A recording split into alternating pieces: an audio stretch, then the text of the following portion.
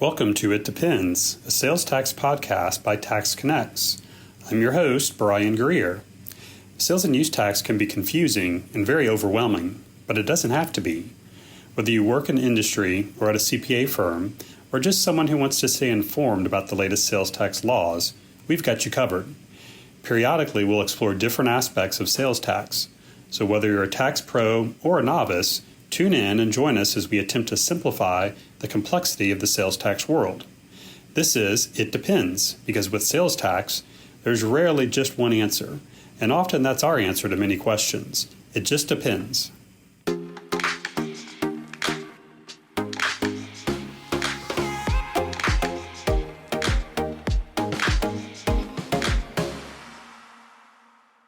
We're really going to try to answer a handful of questions. Some of those are really outlined here, but what is an exemption certificate and when do you need them and what level of validation is required when you do receive those from your clients or customers? How often do you need to update and renew the certificates as well? That's part of the certificate management aspect. So hopefully we'll hit on all those topics, all those questions for you. So before I turn this over to Jeff, I thought it might be helpful to describe a little bit about what we're seeing, from an overall, industry perspective. And if you take a step back, and I'm going to take us back into 2018, 2017, and earlier. So essentially pre-Wayfair is what we're looking at here. So if you go back pre-Wayfair and you look at audit activity, and you look at what auditors were oftentimes very focused on, it was use tax accruals.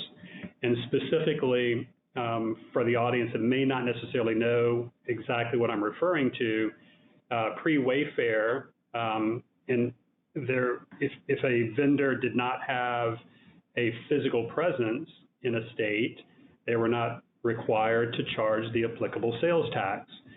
So in that time frame, we had a lot of purchases where sales tax was never charged. In those scenarios, it was the duty, the obligation of the buyer to accrue the use tax and self-report that use tax. That happened in varying degrees of effectiveness, and the auditors would often look at those purchases to see if sales tax was charged, and if not, they would assess the use tax due. Now, fast forward post-Wayfair, and now we see this scenario where, in addition to the physical presence creating the obligation to collect sales tax, we have the economic nexus standards now. So selling over $100,000 into a particular state, selling over 200 transactions or invoices in a particular state, that's the essential guide for economic nexus. There's some variation, but the bottom line is we have many, many more vendors now with the obligation to charge and collect the sales tax. So what's happening now from a buyer's perspective, the sales tax is getting charged. The buyer has less and less of an obligation to accrue the use tax. So from an audit perspective, there's less and less scrutiny now on those purchases and the use tax accruals. And the auditors are focusing more on the sales activities, making sure the correct sales tax was charged. And the reason for this presentation, really looking at exemption certificates. So when you're claiming exempt sales, making sure that you've got the right documentation and the ability to back up why you're claiming that exemption. That's where we're seeing more and more of the audit focus today. So that's kind of the backdrop for the discussion today. So with that, Jeff, I'll turn it over to you to get into the presentation here. Thanks, Brian. Thanks. Yeah, I think we see a lot of variety in this area when we talk about exemption certificates, and I think once we get through a few slides, you'll understand that word variety has a lot of different meanings. There's a wide variety of circumstances. There's a wide variety of customer types, transaction types, and thus with all the jurisdictions involved, there's a wide variety of documents that we typically refer to as exemption certificates. I think it's important first, though, to understand what is an exemption in the first place and why do we need an exemption certificate. Well, the standard application of law across those states that charge a sales tax is that any sale of tangible personal property at retail to an end user consumer is subject to sales tax. And furthermore, there are a host of services, usually enumerated services, that are also encompassing a sales tax treatment within a given state. And in the event that transaction occurs in a certain type of scenario or with a certain type of company, the state might afford that transaction exempt status for sales tax purposes, but only to the extent that an exemption certificate exists to substantiate that exemption. So when we think about exemptions, exemptions are exceptions to the rule being tangible personal property and enumerated services are taxable. So it's an exception that eliminates the burden of sales tax applicability on the part of the vendor making that sale. It is, I think, important also, just as a side note, to talk about the difference between an exemption and an exclusion. And we, a lot of times, encompass every transaction that doesn't get taxed as an exemption. But the reality is those products or services that are outside the scope of the general statutes around taxability of tangible personal property and those enumerated services, those other services that aren't enumerated are excluded from tax. And if something's excluded from tax, there is no need for an exemption certificate.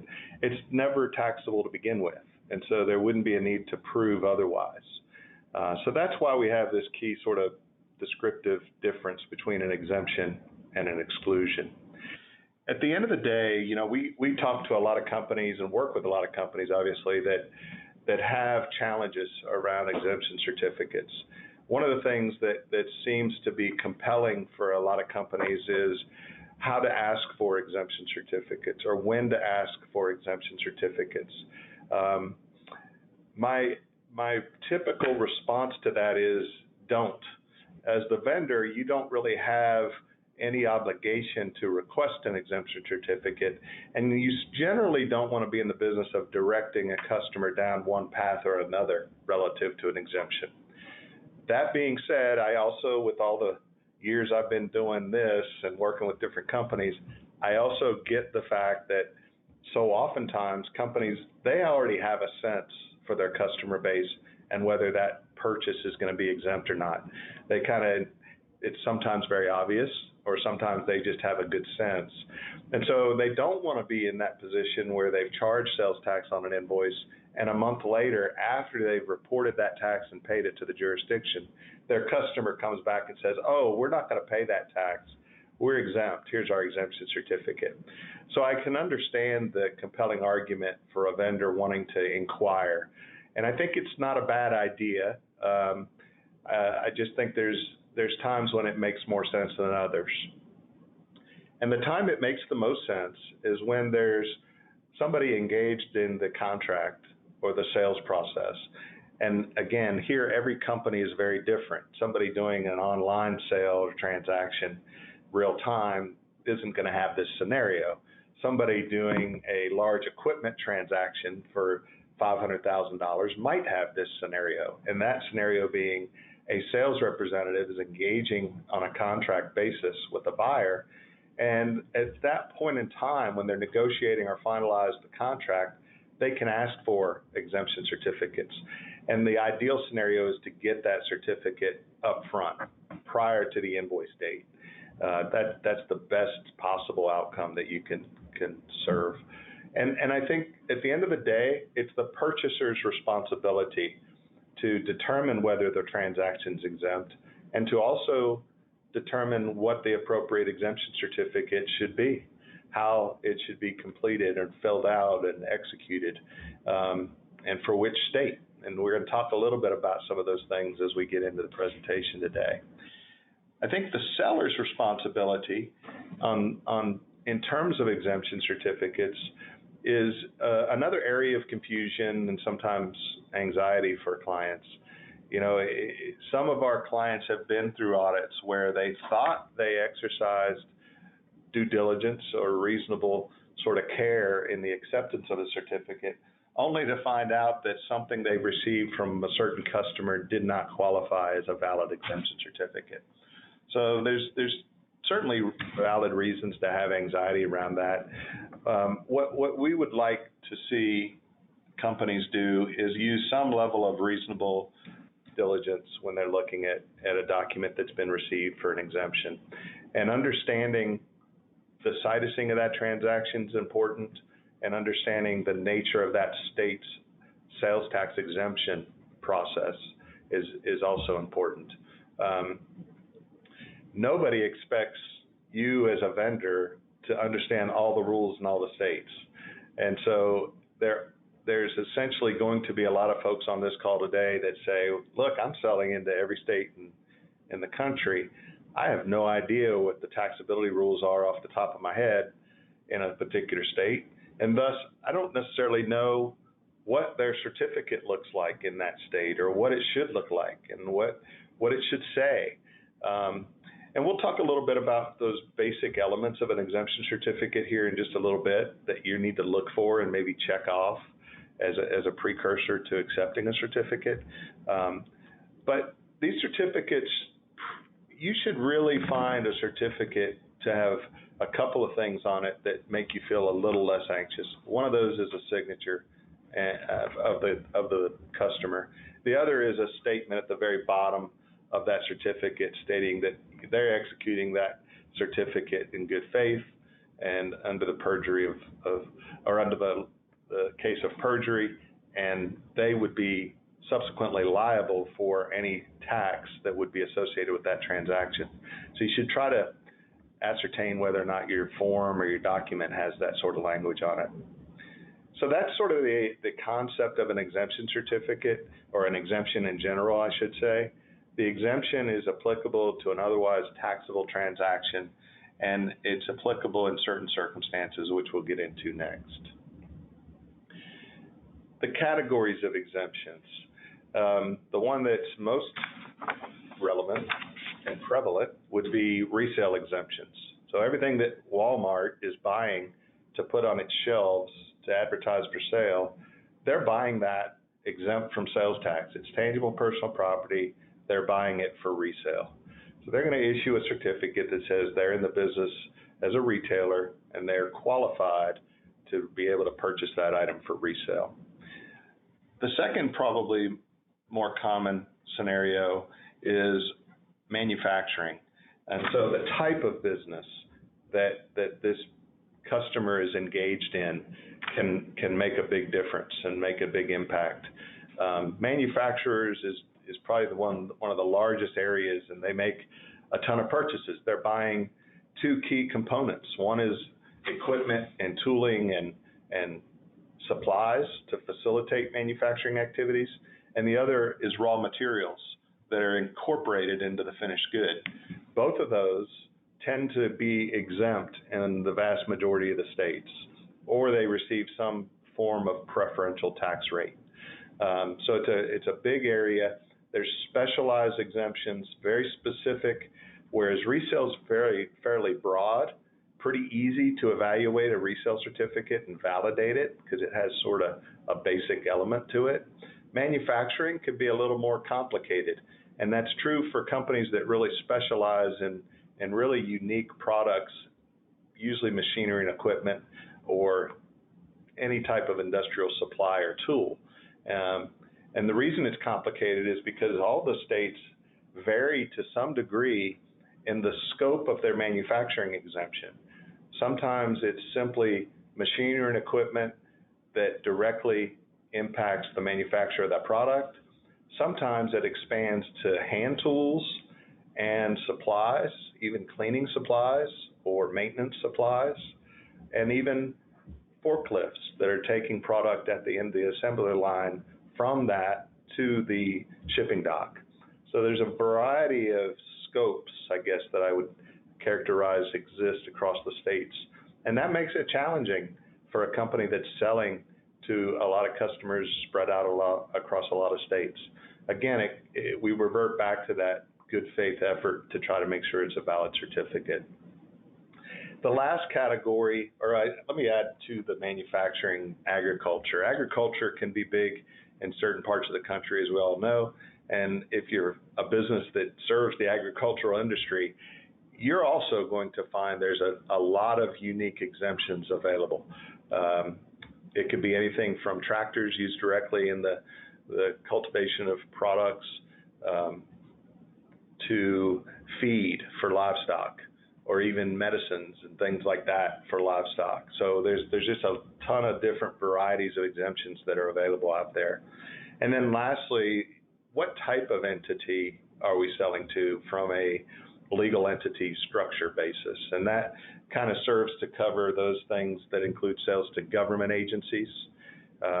Typically a sale to the federal government is exempt by statute. You don't necessarily need an exemption certificate if you're selling to the federal government. They're generally excluded and exempt from sales tax statutorily. When you get into state and local government, you then need to get some exemption certificates. And not all states exempt state and local government purchases. So just recognize the rules aren't the same everywhere you go. Similarly, nonprofits tend to get preferential treatment from a sales tax perspective. And in a lot of states, the purchases by a nonprofit are exempt, but again, it necessitates an exemption certificate to substantiate such an exemption. And not all states exempt nonprofits. And lastly, this kind of spans both government and private sector, but educational institutions, there's some private nonprofit educational institutions. There's certainly public educational institutions, so they may fit in either a nonprofit or a government status. But there's also something in between, and there's certainly some exemptions that can apply to educational resources and supplies. So there could be some uniqueness there as well.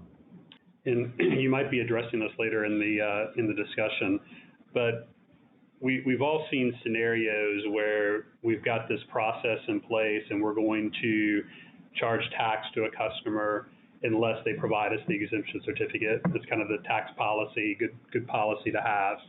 So then we charge the tax, we immediately report it the next month, client's on a net 30 payment terms, we get the payment from the client, and at the same time they short pay the invoice, and now they give us their exemption certificate. So now we've got this tax that we've charged, we've paid to the taxing authority, to some extent, I guess, in error, but it should have never been paid. What do you do about that? Yeah, it can be a real challenge for certain types of companies, particularly those that don't have a retail storefront, and so they're selling incrementally to various jurisdictions throughout the country. And in Brian's example there, they may be selling one time to a Louisiana parish, and they may not have another sale of that Louisiana parish for 2 years or ever. So they've got a situation, assuming that they were registered and charged and collected that tax, and then reported and remitted it already, which is Brian's example. There's really not a whole lot of options available to that specific scenario other than to amend the return and pursue a refund from that jurisdiction. So that's that scenario. The other side of the spectrum would be I'll use Walmart again as an example. The Walmart business model is such that they are running credit transactions and returns through their environment all the time. So it's a lot less like what Brian described in terms of getting an exemption certificate at a later date, but the rules and the process sort of mean the same thing. And that means you're going to have a combination of taxable and exempt sales regularly in a single jurisdiction. And so to the extent you've already paid that tax for a sale to one customer who then subsequently issues an exemption certificate, you would then simply take a credit that following month against that jurisdiction's tax liability for that credit that you're issuing to your customer. That's the common practice. Now, I won't tell you that that's not without risk, but practically, typically from a materiality perspective and a cost-benefit perspective, it just makes the most sense to operate and manage it that way. But there's going to be variables or circumstances that kind of fall in between those two spectrum examples, and that can be a little bit challenging. You know, Brian used the example that 30 days later we got the exemption. Sometimes it's 6 months later. Sometimes it's a year later. And somebody says, hey, I already paid you that tax, but we were exempt, didn't realize it. We want a refund. So there are a number of things that can play out that aren't easy to manage. I think the thing that I want you to understand, though, is taking those credits systematically, like I described in the Walmart scenario, does have its risk. And the risk being that the statutes require an amended return or a request for a refund. That's generally the case in almost all states, not all, but almost all.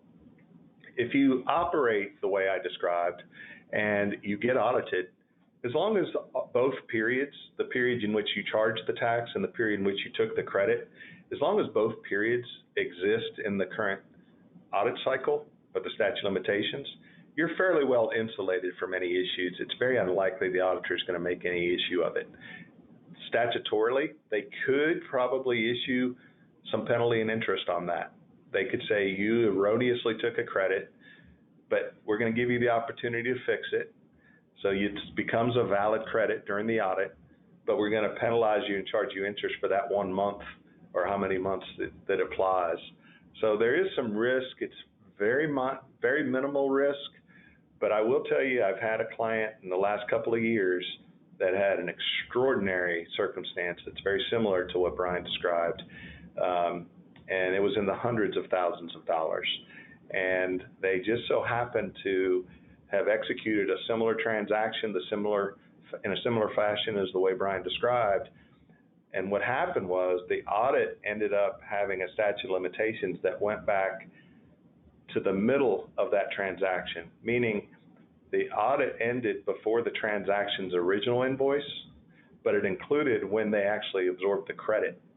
And because they absorbed a credit against a phantom transaction from the state's perspective, again, that original transaction is a phantom transaction because the state can't look any further back than the statute of limitations. They denied the quote-unquote phantom credit and assessed them $200,000 plus penalties and interest on something they did not even collect. And so there's some real-world scenarios that get a little risky and touchy. So I think magnitude or materiality are a big part of that equation. Yeah, so it's the standard. It all depends. It all depends. Answer. So we talked about an exemption in terms of how we define it. We talked about the categories of exemptions, and now we'll kind of migrate into, well, what are the forms of exemptions? What are the types of documents that we should expect to receive? And this is, again, it's a wild card. You know, I like to tell folks that there's an infinite number of forms that you might potentially receive, and I say that with this sort of explanation.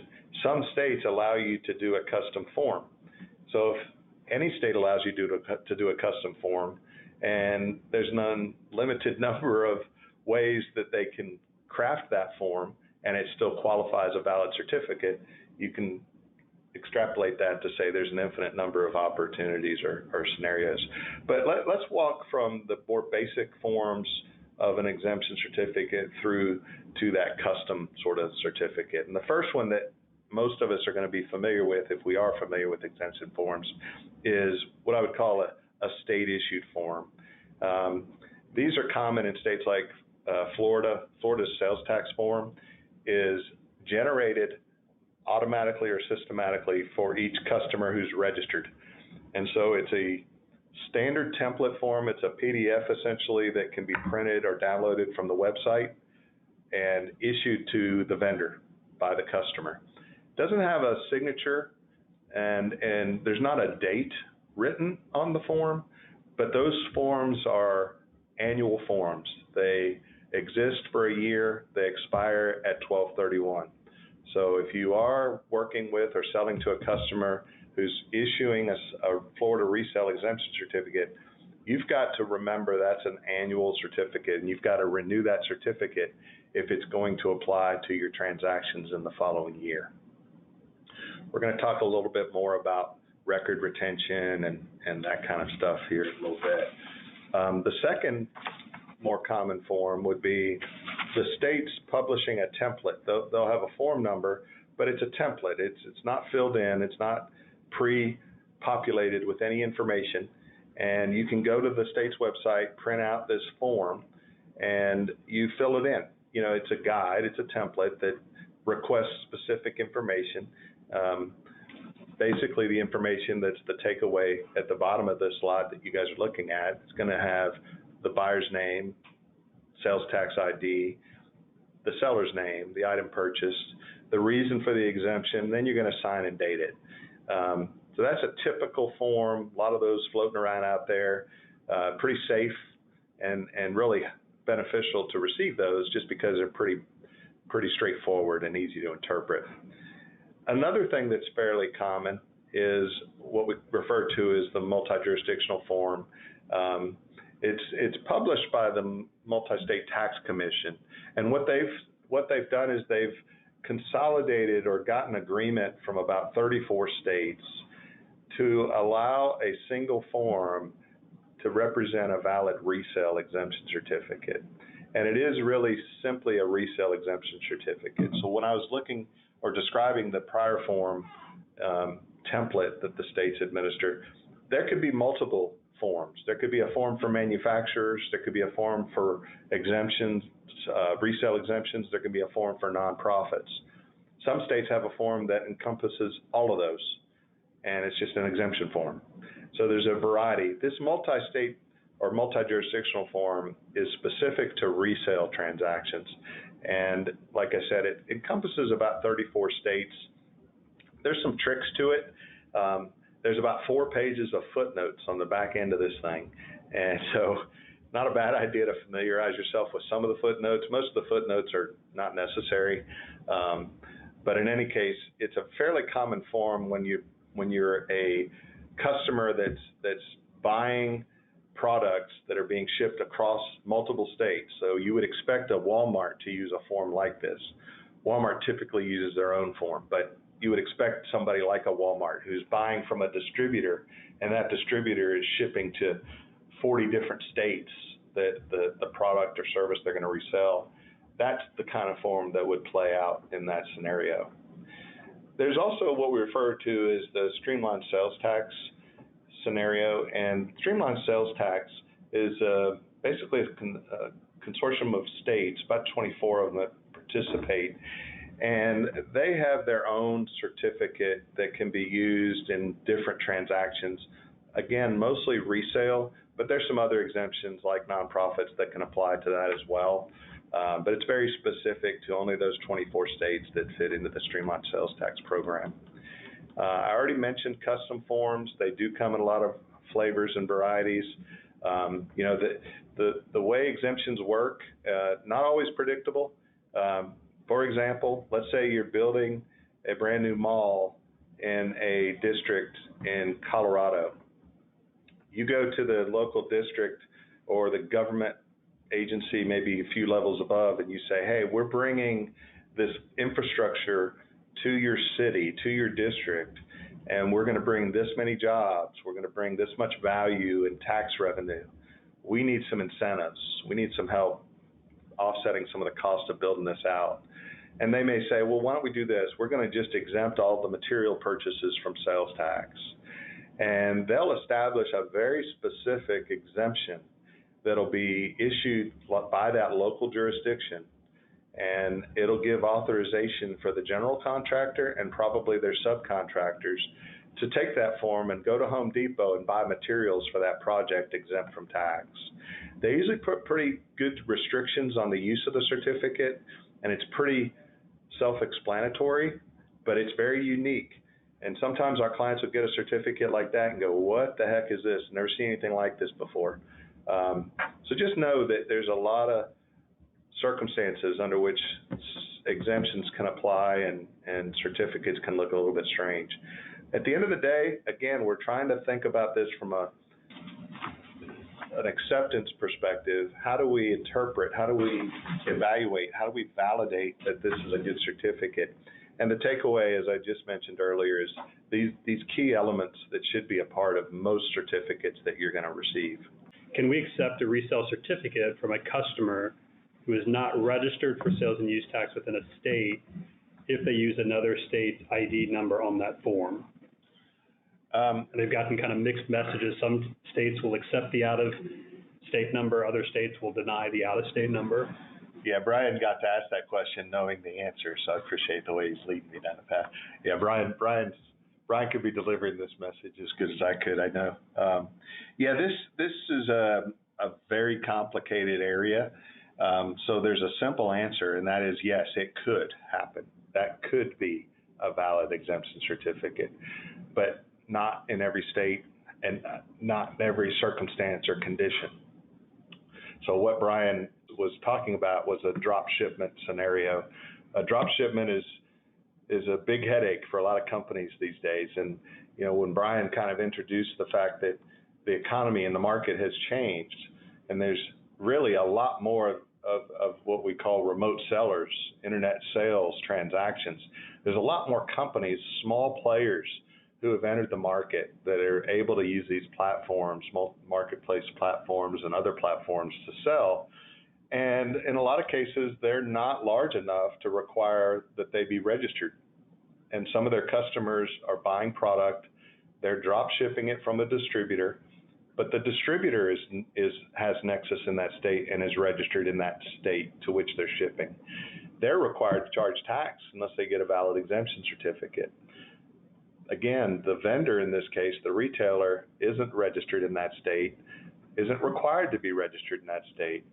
And there are some states that will actually accept that scenario and then that type of a certificate with the home state registration number of the retailer on the form for the destination state where the customer is receiving the product and where the citing of the sales tax occurs.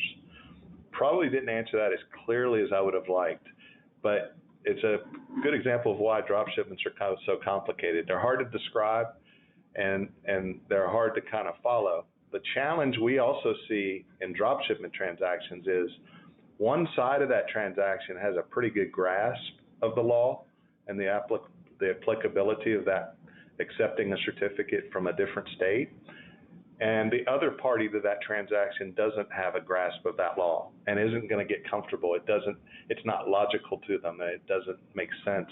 So you can have a lot of conflict in those scenarios. Even though it's a very valid exemption certificate, the distributor may not accept it, say, I can't buy into that. I've been audited enough. I'm not buying that. That doesn't work. But there is some support you can get for that. Brian's active in the IPT model and Institute for Professionals in Taxation. They used to publish an actual book that was a drop shipment matrix or drop shipment guide, and they stopped doing it for a couple of years, and they've revamped that program in an online form. So you can actually go to the Institute of Professionals in Taxation, subscribe to that drop shipment survey, they call it. I think they still call it a survey, and gives you a lot of details and statutory support so that in the event you're actively engaged in those kind of transactions, you have somewhere to go to help you validate the exemption. So again, we've kind of identified what an exemption certificate form is, what it looks like, what are the different varieties of exemptions that exist. And at the end of the day, all we're really trying to do is validate to an auditor that the failure or the exempt treatment of that particular invoice in that particular month for that particular customer is valid. It's a valid exemption. I used reasonable and good faith judgment in accepting an exemption certificate, and that's why I didn't tax that transaction. But to be able to make that representation, you've got to manage your exemption certificates effectively. Getting the certificate and then not managing it effectively is essentially the same as not getting the certificate. In the absence of the certificate, you've got an exempt sale. So again, we talked a little bit about when you get the exemption certificate and how you get the exemption certificate. Ideally, you'd like to have it either before the invoice or at least at the time of the invoice. We know that doesn't happen in a lot of cases. It is okay if you get the certificate a little bit later. Sometimes states will give you a headache or a hard time about the date on the certificate being after the invoice. It's a legitimate issue. It's statutorily an invalid exemption certificate. The date of that certificate has to be prior to or on the date of the transaction. But more often than not, the jurisdiction's either going to give you grace on that or allow you to go back and get a revised certificate. The reality is when they ask you or give you the grace to go back and get a revised certificate, you're going to get a current date on that certificate anyway. So, again, I think it's just trying to do the right thing, trying to be diligent about it, and keeping good records and a good storage function around exemption certificates is absolutely critical. And the larger scale the business is, the more volumes the exemption certificates they have, the more critical this aspect of the business is going to be. You do not want to be the person responsible for managing exemption certificates, and all of a sudden, 3 years later, knock on the door. When they start asking for them, you're not organized. You're not able to provide them. It's a straight assessment, and it's painful. When we start to think about the management of certificates, there's a few things that we have to consider. These certificates are not always blanket certificates. Some certificates you can elect to have applied just to a specific type of purchase. This is very common when we're dealing in manufacturing, because manufacturers may buy anything from an office chair to a very sophisticated laser that's in the quality control process or function. And there may be a supplier out there that supplies both for whatever reason. So when you're in a business that supplies or sells a lot of variety of products and services to particularly manufacturing, it's not going to be unusual for you to get an exemption certificate that only applies to certain types of SKUs, certain types of products that are in your inventory. And you've got to manage to that level of detail. So you've got to be able to set up, and we're going to talk about setup next, you've got to set up that exemption accurately, but you also need to pay attention to those exemption certificates. They have to either provide enough detail to know it's a blanket certificate and that everything I'm selling to that customer is exempt, or it's a one-time or a single exemption.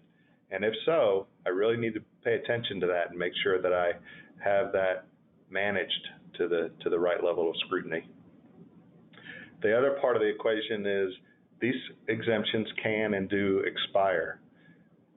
Not always. There are certainly a number of states out there whose statutes will say a certificate once issued is valid until revoked.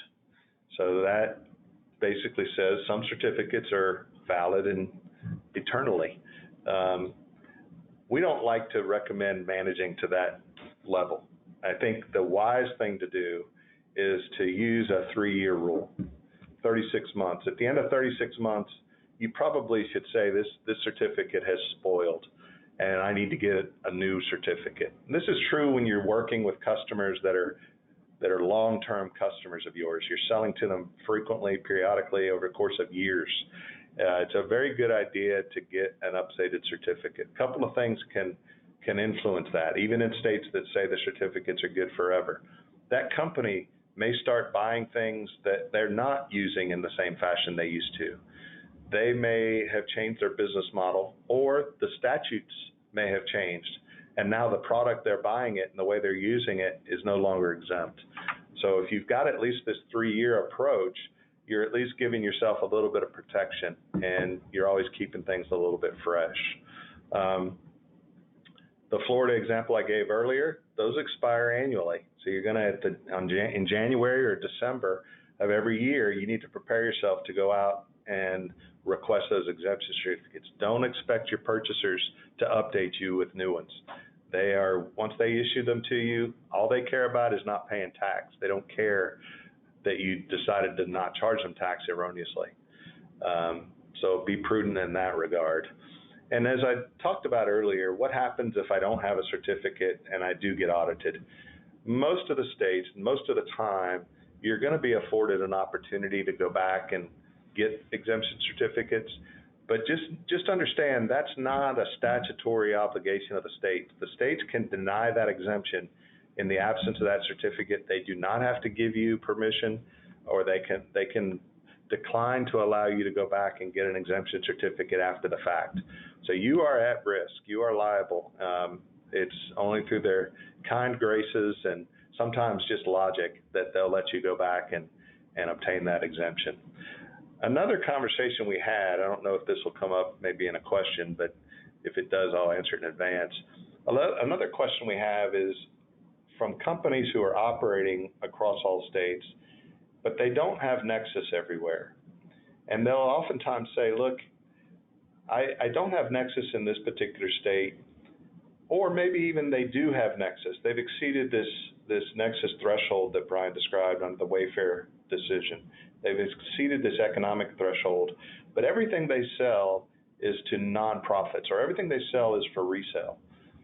There becomes a position that you end up taking that says, well, maybe I don't register because 100% of my sales are exempt, and maybe statutorily that's okay, maybe statutorily that's not okay. You might be required to register. Regardless, under either of those scenarios, whether you've hit nexus, whether you're required to register or not, I encourage companies to go ahead and ask for and obtain the exemption certificate if you can. If nothing else, it's just an added buffer between you and the jurisdictions and the eventuality they want to make some sort of assertion or claim. At the end of the day, the burden of proof is always on the taxpayer. States can come in and make any number of assertions, and you can be very well equipped if you've got all your exempt certificates in place to be able to defend that. Software solutions are available. There are some programs, there are applications, there are some tools out there that are designed specifically for exemption certificate management.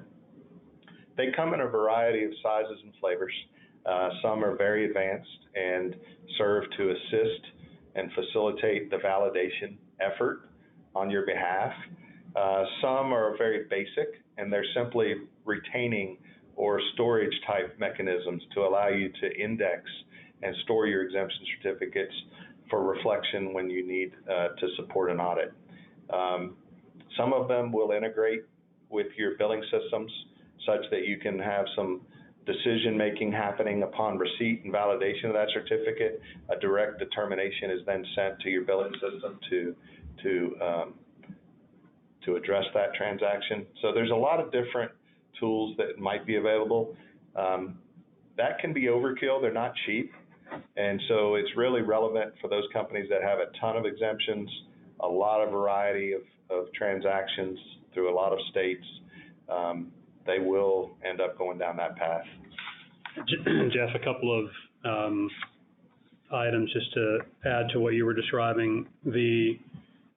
Another risk area of waiting until you're audited and then going back and get those certificates, even if the auditor is kind enough to say, yeah, that's cool, you can go ahead and do that. We know not all those businesses are still going to be in business. And so it's not a great strategy to say, I'll wait and then I'll go get those when or if I need them, because there's going to be companies that are out of business.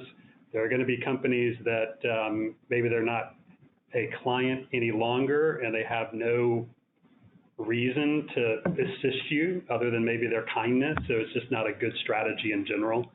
The second point, and somebody had asked, I normally wouldn't plug our services specifically, but someone had asked if we sell a licensed technology to manage certificates. The answer is no, we don't, but we do provide a managed service where we have the technology that we run and operate and manage for the client. So we deliver it more as a managed service rather than a software solution that you have to run and manage yourself. So certainly happy to talk about that more offline.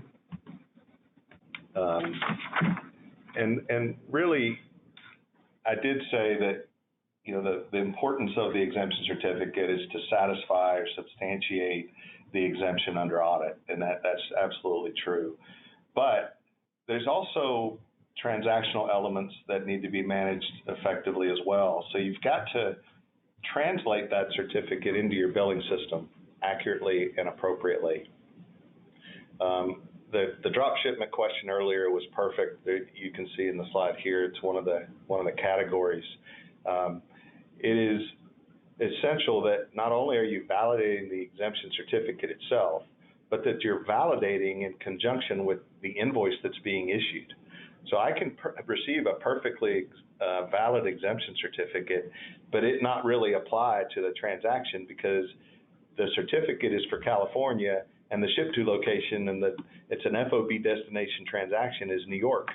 Well, a California certificate's not going to work very well in that scenario, except under some maybe potential drop shipment scenarios. Not saying it would work on a drop shipment, but potential.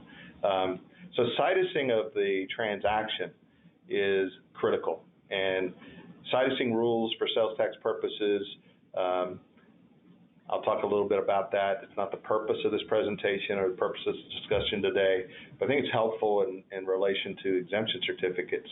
So I got to understand the situs of tangible personal property, and that's typically driven by, as I just described, where does the title transfer to the customer? If it's FOB destination, it's at the customer's location. If that's an interstate transaction, I need that state to which that customer is receiving that property. I need that state's exemption certificate.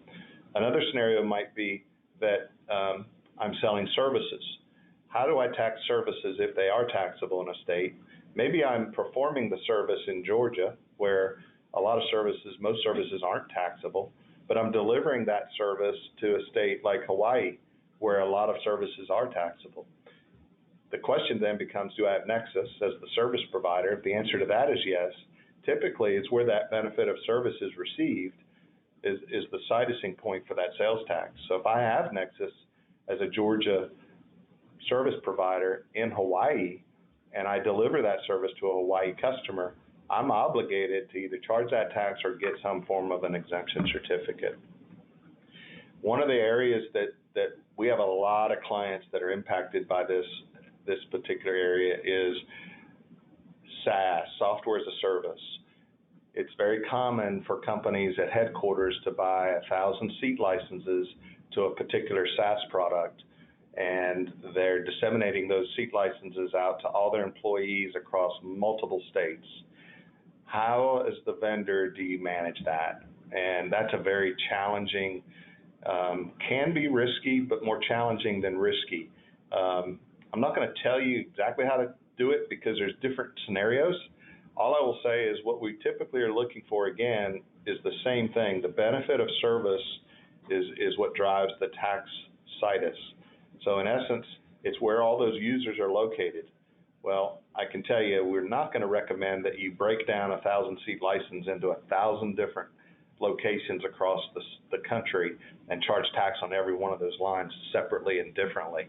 That's not going to be our recommendation. So it's something different than that. We're probably going to advise you use the bill to the headquarters operation as your citusing for that transaction. But that being said, there are what's called multiple points of use exemption certificates. I know Washington State has this.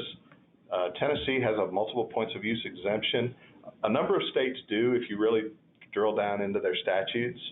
And what this does is it allows the customer to say, look, I know I'm buying something from you that I'm going to use in the way of SaaS across multiple states.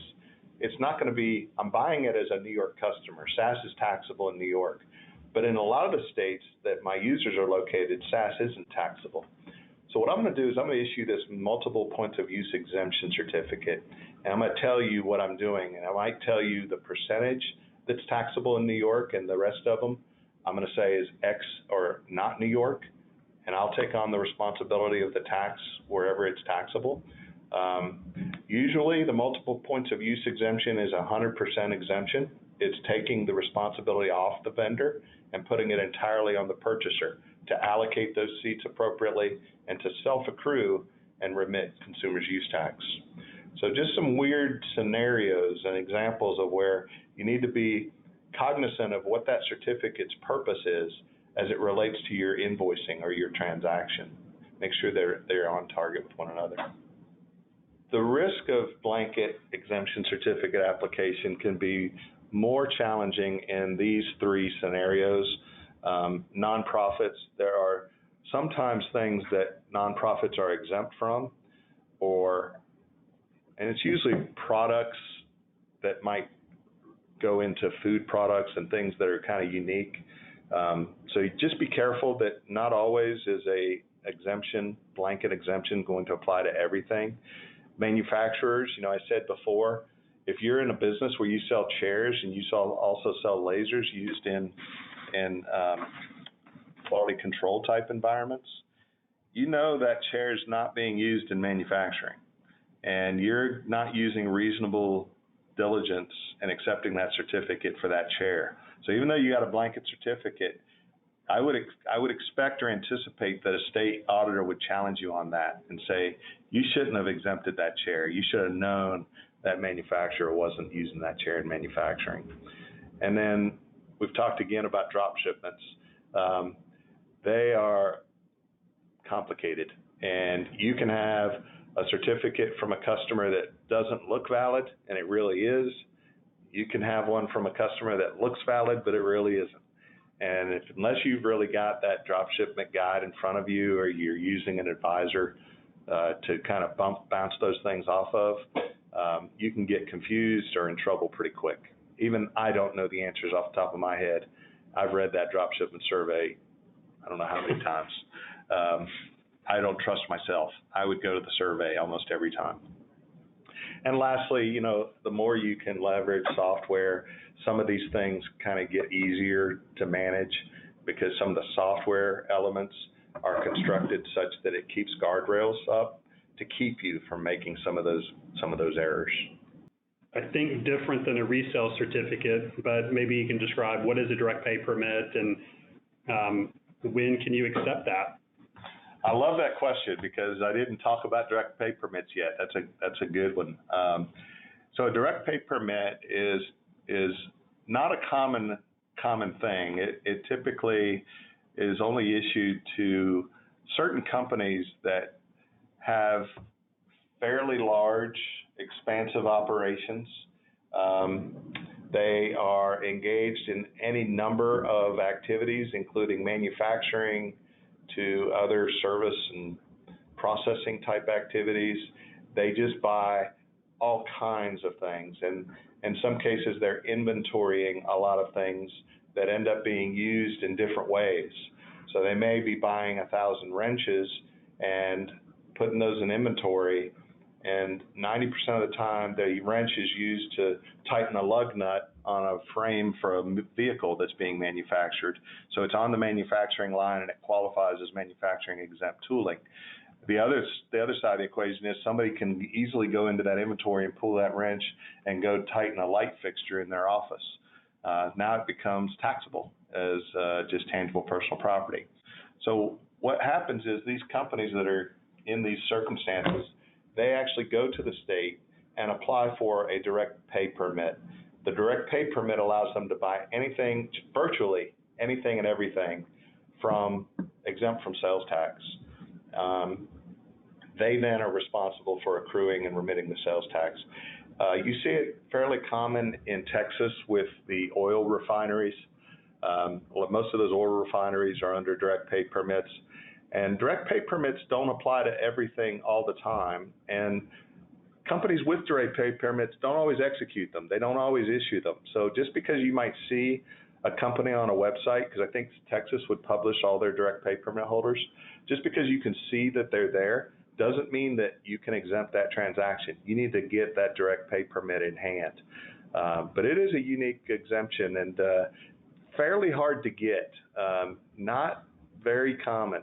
And when you get one, you're going to probably recognize the name of the company. Well, you would anyway because they're a customer of yours, but they're usually large enterprises, large enterprises, and they've had to prove their capability to manage their consumers' use tax calculation to the state. I'm not sure if you're going to know the answer to this one or not, but signatures on exemption certificates. Wet signature, typed in signature versus a electronic signature. Yeah, I would say that it's obviously with COVID, they had to make some adjustments. I don't know the answer in every state, kind of like drop shipments. It'll depend on the state. I would say that more likely than not, meaning the overwhelming majority of the states, are going to be fairly flexible. If it's an electronic signature, not a wet signature, that's probably going to get approved. Recognize that the auditors have discretion themselves. They're interpreting the exemption certificates as they're looking at them. If I'm selling something to the Red Cross in the state of Illinois, and it's a bad example, let me use another state, Georgia, and they issue a Georgia exemption certificate, and it's an electronic signature, and let's say Georgia doesn't really have a rule that qualifies electronic signatures as valid, that auditor is going to be hard pressed to justify to his supervisor why he put a Red Cross transaction, a sale to the Red Cross, in that audit. The supervisor is going to say, "Are you kidding me? Show me the exemption certificate that you said wasn't valid." And they're probably going to get laughed at, and they're probably just not going to bother. So there's some realities, because a lot of these companies that are doing a lot of issuance of exemption certificates are going to have more formatted electronic signature type scenarios. So you're going to see a lot more of those types from those bigger companies. And the auditors know those companies. Those auditors know they are auditing all these different purchasers of those companies. They see it all the time. So they are going to use a little bit of logic. So you're more likely than not to get that accepted. Thank you. Thanks, everybody.